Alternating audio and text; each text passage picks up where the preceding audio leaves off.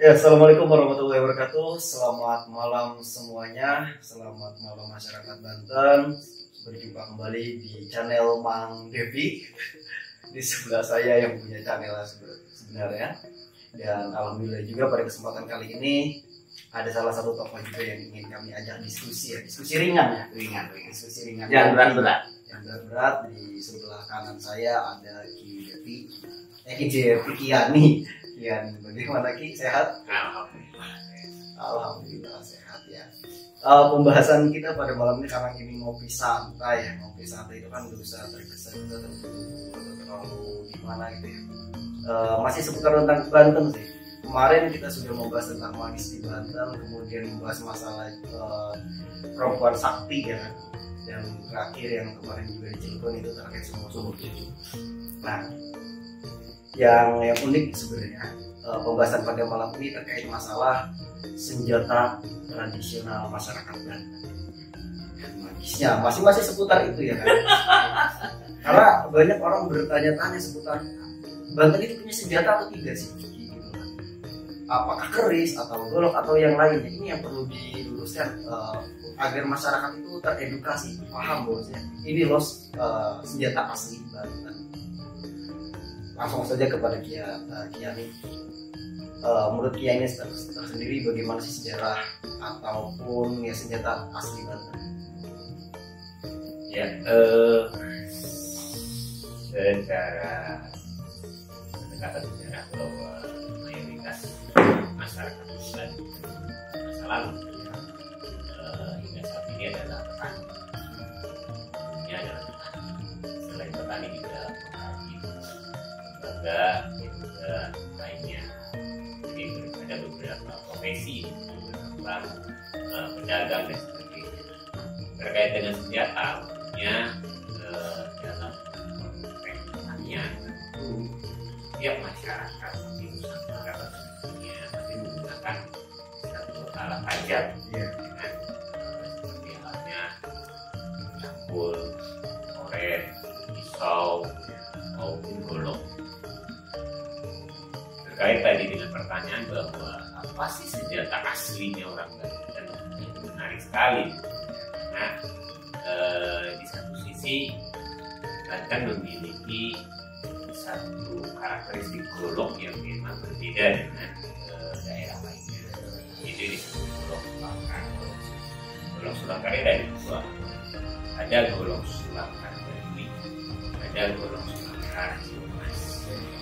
Ini dua-duanya ada sulangkar yang karakter sendiri. Nah, golok ini digunakan dari satu bercak. Nanti kita bedakan. Ini untuk menyimpan bisa binatang makan yang biasanya digunakan untuk senjata peperangan, senjata tajam peperangan, bukan untuk senjata pertanian. Bedanya nanti dua golok sulangkar ini, yang satu dari tanah adat tadi. Ini motifnya adalah motif garis tengkuk di setengah lingkaran, tapi banyak ya kan, beberapa lingkaran. Ada golok sulangkar Ciumas atau disebut Ciumas, ini dua bercak yang dua-duanya sebetulnya itulah ruang karat satu besi khusus lembaga yang nanti itu bisa menyerap bisa menuju bisa melangkah. Biasanya kalau dulu itu sebagai senjata pertahanan di binatang melata bisa dibuka di satu batu, kemudian si bagian golok tadi itu diredam lebih dari, ada yang lebih, ada yang lebih dan sebagainya, itu nanti cerah. Nah, senjata ini digunakan untuk perisai di mana kalau apapun yang menggunakan golok itu sedikit saja biasanya akan mengalami kejang-kejang dan gagal karena memang bisanya tadi yang banyak dan berbahaya, yang tidak bisa diobati. Nah, senjata asli lainnya sebetulnya di Banten, karena Banten adalah masyarakat aslinya adalah masyarakat Sunda Buhun. Keris merupakan juga senjata, tetapi bukan untuk senjata perisai, peperangan, tapi lebih kepada simbol tradisi, satu jabatan atau status, gitu kan. Itu keris. Tidak dipungkiri juga di selatan kita temukan juga mereka punya kujang, seperti halnya Sunda Jawa Barat. Hanya kujang di sini lagi-lagi kalau di Banten bukan senjata. Kujang ini lebih mengarah kepada sebatas hiasan. Kita juga untuk alat menghitung waktu tanam, panen dan sebagainya. Itu lebih kepada apa ya namanya istilahnya, perhitungan penanggalan. Kujangnya beda. Jadi tidak ada cerita riwayat sejarah kujang maupun keris jadi senjata perisai di Banten. Beda dengan di Jawa Barat dan di Jawa Timur, gitu kan. Banten lebih dikenal dengan goloknya tadi, yaitu golok Sulangkar. Ada dua golok, pusaka yang disebut golok ini adalah golok Sulangkar Baduy dan golok Sulangkar Keomas. Iya itu. Sementara itu.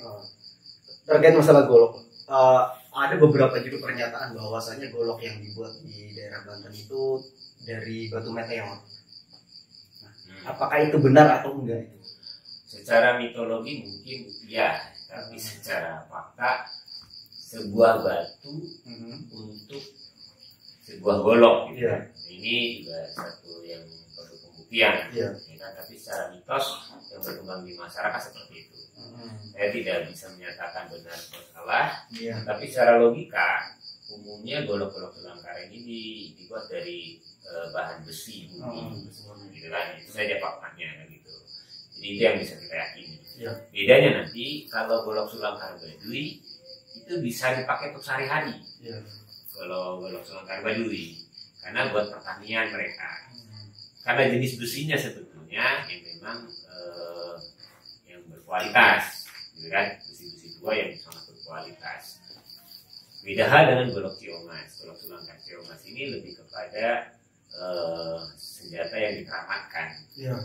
Karena cara pembuatannya pun itu ada ritus, ya kan? Ada ritus, dan ini kalau kita kaitkan dengan legendanya Banten itu terkait dengan Sultan Moulana Hasanuddin menikah dengan sebangsa jin Dimas Denok, ya kan, kemudian memiliki putra Pangeran Aryadillah, gitu kan, dalam legenda nih. Kemudian Dimas Denok sendiri menitipkan anaknya kepada salah seorang ahli pandai di Keomas untuk memelihara anaknya sampai besar. Kemudian Dimas Denok mewujud menjadi Palu hingga hari ini, jadi Palu Denok, gitu kan. Ketika besar barulah Pangeran Aryadillah menghadap ke Sultan Hasanuddin, menyatakan bahwa dirinya anaknya di awal tidak diakui, kemudian diakui, dia akan menjadi salah satu panglima di kesultanan.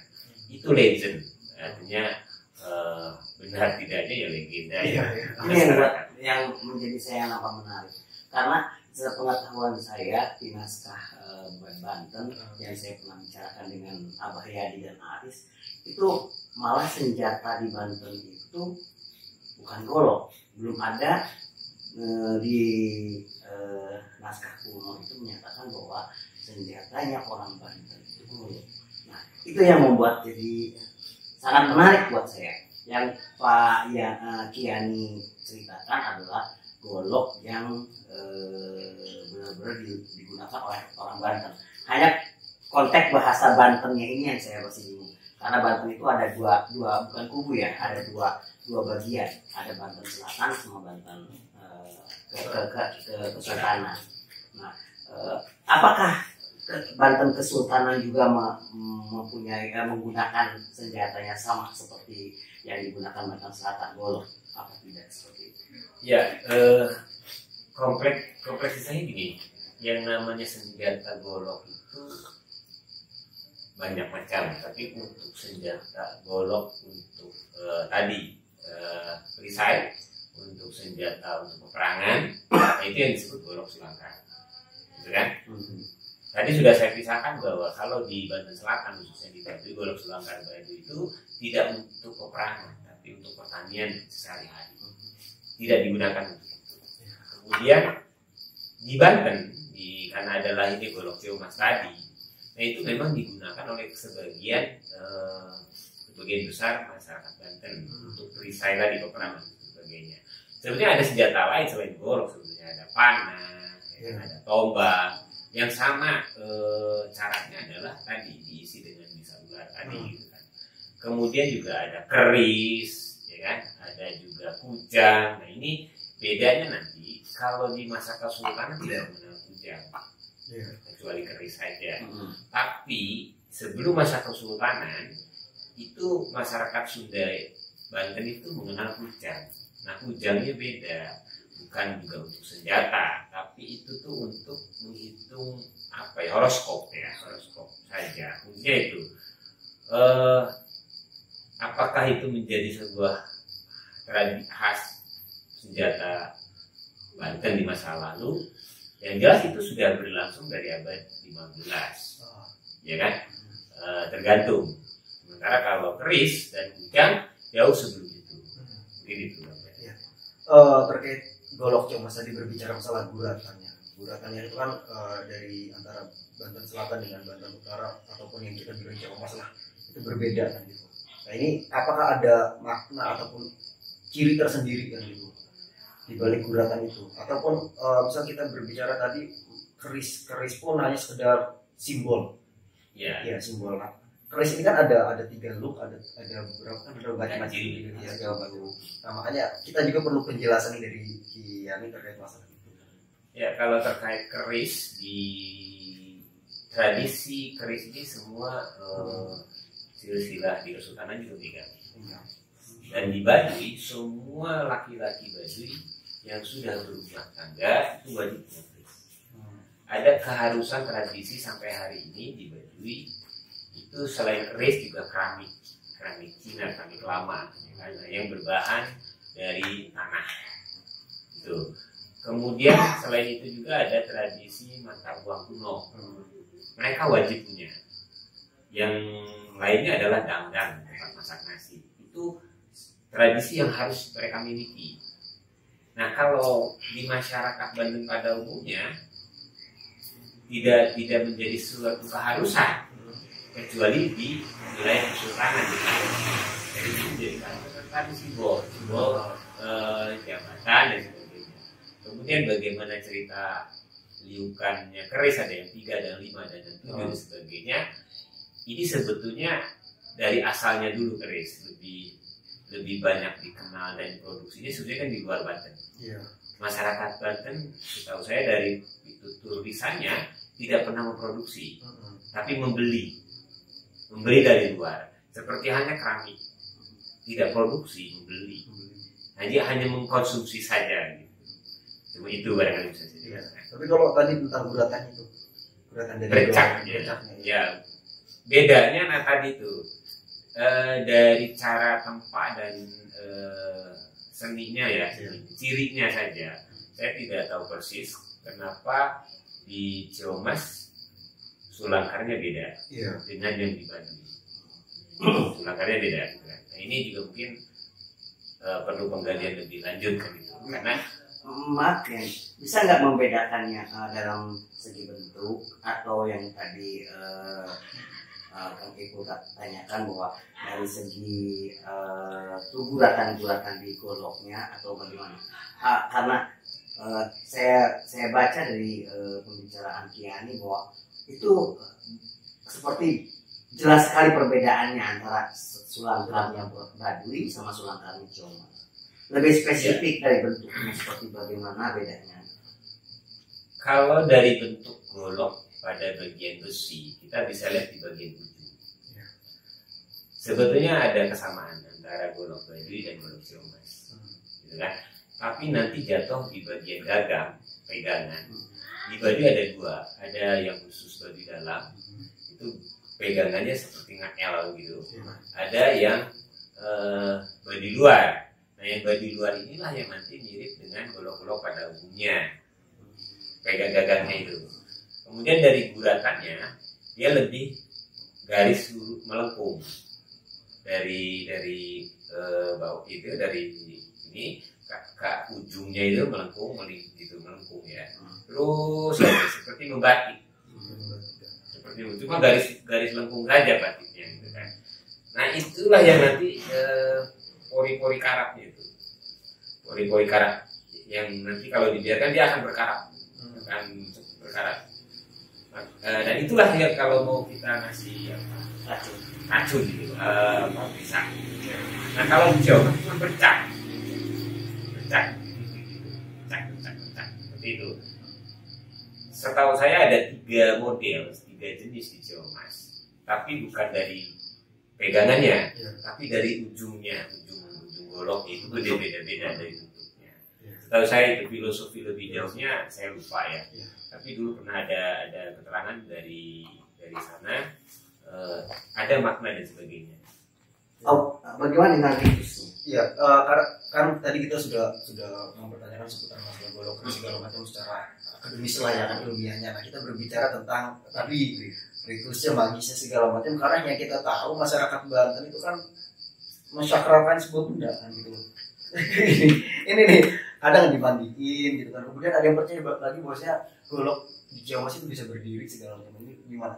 Gini, filosofi senjata pusaka, disebutnya senjata pusaka di dalam tradisi Banten, baik di masyarakat Sunda Banten maupun di masyarakat Jawa Banten, di Kesultanan. Ini sebetulnya media silaturahmi. Jadi gini, siapapun yang megang golok itu, maka dia adalah bersaudara, satu rumpun yang diamanatkan. Setiap orang yang memegang golok pusaka, dia punya amanah dari leluhurnya. Dia harus menjaga dirinya, dia harus menjaga nama baik dan sebagainya. Lebih mengarah kepada hal-hal yang positif. Setiap tahun diadakan sebuah ritus pertemuan. Semua golok-golok pusaka itu dimandikan, kan? Dimandikan, dibungkus kain putih baru atau dan sebagainya. Masing-masing ritus beda-beda. Itu ritus tahunan. Itu filosofinya adalah dalam rangka mempertemukan siapa saja yang memegang pusaka itu. Mereka ya harus saling mengenal dan mereka harus saling menjaga marwahnya dan amanahnya. Itu ritus tahunan. Kalau di Baduy tidak ada, karena itu bukan untuk senjata pertahanan, tapi untuk pertanian saja. Mereka tidak ada ritus itu kecuali untuk benda pusaka keris, hujan, itu baru ada ritus untuk pernikahan, sunatan dan sebagainya. Ya, ada hal yang menarik juga terkait masalah benda pusaka itu, isi yang ada di dalam benda tersebut. Nah ini nih. Ini sebetulnya Banten di masa lalu ini kan sebuah daerah yang cukup keras sekali. Kalau saya mendengar dari dialognya Pak Bahyadi di waktu ngobrol Banten itu kan, Banten itu dikenal suatu negara yang menakutkan. Karena kerasnya gitu kan, karena tataran kehidupannya memang keras sekali gitu kan. Sehingga di sini berkembang sebuah tradisi mistis. Ya, mistis di mana setiap benda bisa diisi oleh khodam, dengan khodam. Ya, khodam inilah yang nanti diperintah oleh si empunya untuk melakukan apapun. Maka secara ritual biasanya di malam 12 Bulan itu semua senjata pusaka baik keris, tombak, golok dan sebagainya oleh si empunya yang memelihara itu bisa diperintahkan untuk berdiri, joget dan sebagainya. Itu kekuatan karena memang ada khodam di sana yang bersimpan. Khodam ini yang sebagai jin yang nanti diperintahkan oleh si empunya tadi. Gitu, sehingga dia bisa berdiri dan sebagainya, atau bisa terbang, bisa joget dan sebagainya.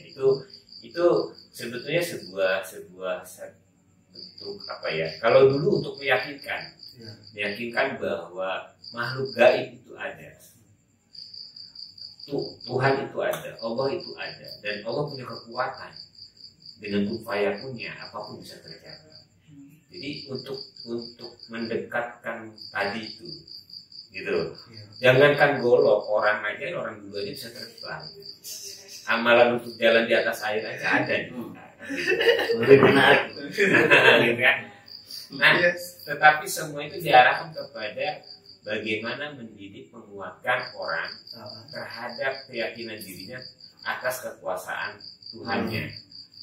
Dan dia harus tunduk terhadap kekuasaan Tuhan di bahwa dia tidak punya kemampuan apapun. La haula wala quwata illa billah. Gitu. Jadi sebetulnya ke sana. Semua guru-guru yang mengajari hal kayak gitu pasti mengarahkan ke sana. Kecuali yang black ya. Nah, beda hal. Karena ada black, ada white lah istilah sekarang. Iya, soalnya kan banyak sekali pertanyaan seputar masalah itu ya, kajian-kajian seperti itu yang akhirnya saya pun di Cilegon banyak orang yang mempertanyakan, golok Cilegon itu seperti apa? Kemudian isinya apa segala macam, terus bagaimana proses ritualnya? Kenapa golok ini bisa terbang segala macam? Dan sampai saat ini golok menjadi sebuah perebutan gitu kan. Orang yang memiliki golok pasti memiliki kuasa katanya, memiliki kekuatan penuh. Semua benda itu kalau mau kita isi bisa. Gelas ini pun bisa saja kita isi hodam menjadi punya kekuatan. Sama dengan yang lainnya. Gitu. Sama saja. Jadi sebetulnya itu kan semua ketika manusia diciptakan, Allah memerintahkan semua makhluk harus tunduk. Kecuali iblis kan gitu kan. Tapi kita kan juga kadang diperdaya oleh gitu kan. Nah, ini sesuatu yang memang paradigmanya nanti akan berbeda. Kalau kita bicara pada masa lalu, bukan masa kekinian, anak-anak milenium barangkali sulit menjangkau itu. Kan? Tapi kalau masa kami adalah saksi mata. Bagaimana orang bisa terbang, bagaimana orang bisa terpelanting tanpa harus disentuh, bagaimana golok ini bisa berdiri. Itu kan sesuatu yang memang perlu keyakinan di situ. Terhadap hal gaib ini dan sana. Nah, itu yang zaman saya manggilnya al-hikmah. Ya, hikmah atau karomah. Dan sekarang sebenarnya banyak orang-orang yang suka menarik benda. Itu sekali. Sama saja itu juga kekuatan kodam. Jadi kita memberitakan kodam untuk memberitahukan di mana satu benda, sehingga dia memunculkan cahaya. Benda itu apa tidak diketahui, tetapi dikeluarkan, barulah kita baru tahu. Kadang sebuah batu kecil, kadang sebuah benda pisau atau apa dan sebagainya. Nah, ini satu pekerjaan yang memang saya sendiri sering bertanya kepada mereka, untuk apa? Untuk apa? Sampai suatu saat pemburu keramik pun menggunakan hal kayak gitu. Keramik itu. Jadi ya dapatnya paling sedikit kan. Potongannya doang gitu kan. Kalau pakai beko kan lebih banyak. Tapi kan itu hal yang paling susah untuk dimanifestasikan. Bicara masalah penarikan kan sesuatu hal yang tidak berwujud kemudian diwujudkan dalam sebuah benda. Ya kalau mempelajari debus secara mendalam mudah saja sih. Kalau dulu kita sering interaksi dengan almarhum Idris dari Walakaka itu, Idris menyiapkan 5 ekor piring. Kemudian di sebelah kirinya disiapkan 7 kelapa yang masih tergantung di manggarnya di samping-samping. Kemudian beliau berdoa, zikir, tahmid, syahadat dan seterusnya. Maka seketika beliau itu nggak ada. Itu ketika saya membawa wisatawan asing ke sana, ke Walakaka. Kemudian si orang asing ini, wisatawan ini suruh buka kelapa. maka dari 7 kelapa muda tadi ada 5 kelapa muda yang ada punya sama-sama. Nah itu sesuatu yang real, ya tadi kembali lagi terhadap kekuasaan ilahi, bahwa kita tidak punya kemampuan atau ada walaupun tapi Allah punya kemampuan dengan upaya punya. Kita hanya mau berdoa saja sama Allah, maka pindahkanlah ya Allah, pindahkan seketika ini. Gitu. Jadi itu perlu satu keyakinan yang maksimal dan tulus. Nah kalau bukan dari jumlah wiridan dan sebagainya, kalau kami harus wiridnya 1000 kali. Jadi semua itu nggak akan tercapai kalau keyakinannya belum maksimal. Nah, ada satu pertanyaan nih sebenarnya yang pernah dilontarkan ke saya. Tahu nggak, benda yang diturunkan ke turunan itu sifatnya hanya sebuah benda, bukan berarti dia ada isi ataupun nilai magis di dalam. Karena kita nggak tahu diberikan apa pemberiannya itu tidak dengan wiridannya. Kita sekedar dikasih gelas, ya udah gelas mungkin dengan isinya gitu. Nah, menurut kita pikiran ini kan, apakah itu benar? Maksudnya ketika orang dikasih keris ini bisa kayak gini karena di dalamnya isi, tapi ketika dipegang orang, yang dipegang cuma kerisnya, tapi isinya tidak. Tergantung kembali kepada keyakinan masing-masing. Saya itu ikut sama Bibi beberapa kali. Saya tidur di mekan orang tua saya sebelum pindah ke Serang. Suatu hari ada suara bantu-bantu di lemari. Saya bangunkan nenek, ada suara di dalam lemari. Nenek bangun buka lemari, ngajak saya, begitu dilihat keris itu lagi joget. Keris itu joget. Dengan seenaknya saja nenek cuma tidur. Saya mau tidur aja. Tidurlah keris. Ketika itu tidur. Saya minta kepada nenek buang keris, karena mengganggu kenyamanan saya. Nenek serahkan itu ke putranya. Di sana juga sama, tetap masih aktif, suatu saat masih aktif dan sebagainya. Cuma nenek kemudian memberikan sesuatu agar sholawat dan sebagainya itu, tapi tidak ada ritual mandi dan sebagainya. Sebagian saja memang yang mengurus ritual mandi dan sebagainya, seperti orang kita sering dikenal di Banten tuh ada yang miara mau bodas lah ya, macan putih, macan kumbang yang tidak nampak tapi itu bisa menampakkan diri gitu kan. Saya kayak gitu saya sebenarnya tidak tertarik, tapi saya pernah mempelajari itu ada, karena kakaknya nenek di sebelah selang 3 rumah setiap hari jam 11 siang itu pasti nyuguhin minuman dan makanan, terutama minuman, 7 jenis minuman disuguhin, dan makanan 1 piring makanan. Secara kasat mata kita melihat, menunggu proses bagaimana itu habis. Nggak bisa. Jadi sekejap mata saya udah hilang, itu udah habis. Jadi gimana cara makanan itu nggak tahu itu. Tapi itu praktek-praktek itu masih banyak. Di kita masih banyak. Bahkan ada kalau di sini masih banyak lah. Semua orang-orang tertentu yang masih miara. Kalau buat saya, benda apapun yang sifatnya magic, ada khodam dan sebagainya, saya tidak suka. Karena menurut saya mengajarkan akan dekat dengan kekufuran. Nah, itu yang harus kita jaga. Ketika disadari atau kita tidak sadar, kita memutuskan bahwa itu yang punya kekuatan.